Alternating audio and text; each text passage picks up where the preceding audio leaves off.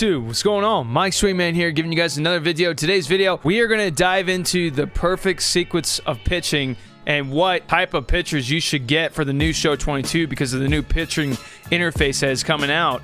But before we dive into that video, I want you guys to go ahead and smash that subscribe button, hit those bell notifications buttons so that you guys do not miss out of any of my new future content that I will be uploading on this channel. If you want to hit perfects and get that pinpoint pitching, I recommend you do so.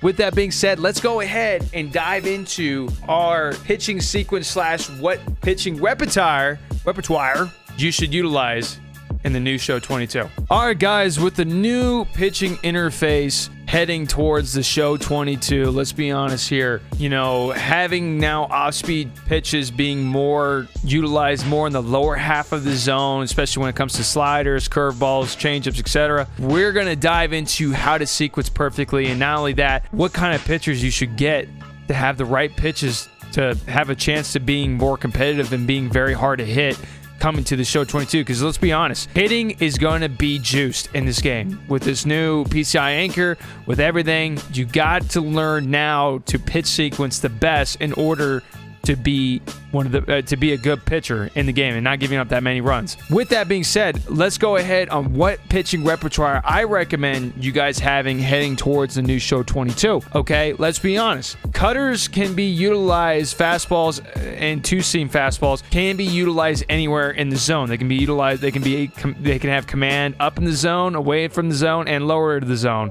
And inside, everywhere, right? Okay, now, sliders, curveballs, and changeups and sinkers cannot do that. You can't throw it up in the zone because, let's be honest, so if I have ticks here, you know how the circle kind of stays the same when I go low, but when I go high, it gets bigger? Okay, that's the command. All right, so my command with sinkers up in the zone is going to be very diminished compared to lower the zone. So the repertoire that I recommend you get, okay, to be effective, is you have a pitcher that has a sinker, has a cutter, has a slider if the game gives you one. I mean, if they do, it's a blessing, and a changeup, okay?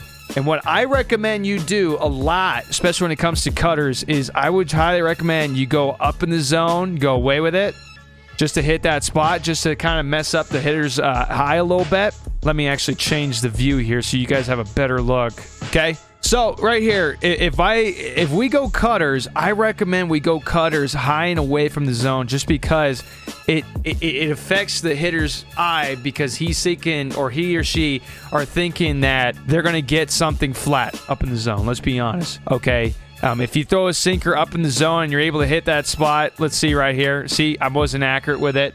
And that was perfect. That was a perfect pitch right there too. So more likely than not, you know, when they're with the hitter heading towards 22, they're going to think more flat four-seamers or cutters high and inside or high and away, something like that. What I recommend you utilize is what I call the in and out approach. Okay, you throw a pitch low and in or inside, and then you go, after that, you go away with it, okay? You go away with it, but you kind of flip it. You kind of have that mirror effect where if you go low and in, you go high and away. Something that is just, that changes the eye of the hitter. So let's say if you go four-seam high and in, okay, right there. Then after that, you go a cutter low and away. It's just something that will affect the timing of the hitter, just to change the eye level of the hitter, the perception of the ball. That's something that I recommend. When you go changeups, I highly recommend you go changeups low and away, just to mix them up a little bit as well. All right, and sometimes, believe it or not, if you want to go low and in, just be sure to kind of bury it a little bit inside, but something that is just, you're changing it up, okay? You're changing your speeds, but you're sticking to that in and out, in and out, in and out. If I go high and in, I gotta go low and away with a cutter or a slider. Oh, and it doesn't have to be, what I mean by low and away, it doesn't have to be legit on the corner. Can you do it? Yeah, you can do that if you want. But what I mean by that is that you're just going low and away. You can go right here, you can go here. Something that changes from this angle right here, okay? That changes it up. And if you want to be ballsy and you want to just kind of freeze them here and go low, high and up cutter, do it. Why not? But the huge thing is you gotta learn to just mix your pitches. So just remember, don't be predictable. Change it up, change it up, change it up, change it up. Okay, because you have no idea what your opponent hitter is thinking. All right, if they start to see a pattern of how you're pitching, you're in trouble. So I highly recommend that you don't be predictable. Change it up. If I go low and in sinker, I go high and away cutter. Or you could do it where it's a low and in sinker and then middle away cutter. Something that changes the perceptions where it's in and out and the effect of the timing is altered from your hitter. Not saying this is going to be perfect, not saying that you're going to be dominant and you're going to have a perfect ERA. You're not. Okay, sometimes your hitter is going to get hits. All you can do is control the control by just believing that your pitch is going to affect the timing of the hitter.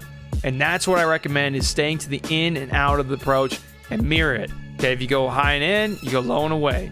You go low and in, you go high and away. Something that's different, something that affects the hitter's timing, and it just kind of throws them off, okay? That's what I noticed that has worked with me, especially with 21. I've done that a lot.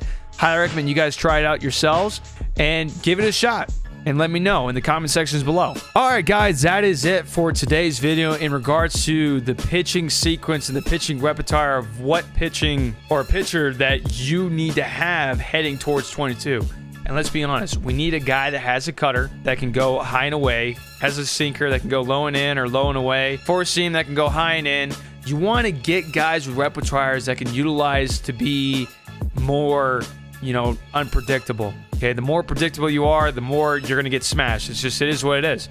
Okay, why do you think, guys in real life are trying to steal signs? Not the trash can way, of course. All right, but they're trying to pick up what the pitcher is throwing, what kind of sequence the pitcher is doing to that particular batter. Okay, so your job as the pitcher is to do the best as you can to hit that spot and to be unpredictable and just control what you can control. You cannot control an early hit that goes over your second baseman's head. Let's be honest with that. I see so many guys getting frustrated, blaming the other player rather than just saying, you know what, good hit, let's go and just forget about it. So what, next pitch, let's head over to the next batter. I promise you, when you have that approach and that mindset, good things happen to you. Like I said, you can't control what you can't control. Okay, sometimes you just gotta tip your cap and your opponent's just better than you. But I just noticed from my research of this game and playing this game since 06, this approach has helped a lot, and it's something that I want you guys to test out and see how it does for you. Okay, put your comment in the comment section below on how this approach either helped you or didn't. Or if you guys also want to comment in the comment section below on what your approach is, so that you can help the show community as best as possible, okay? But guys, that is it for this video. If you guys liked the video, be sure to smash that like button, and also share this video around the community. Help so many guys on utilizing a lot of pinpoint pitching and how to sequence their pitching so that they can become better pitchers, okay? All right? And also subscribe to the channel, hit those bell notifications buttons so that you guys do not miss out on my future uploads on this channel. Guys, I wish you guys nothing but perfects and pinpoint pitching so you can dice those hitters up in the show 22. And guys, I'll see you guys in the next one. Take care.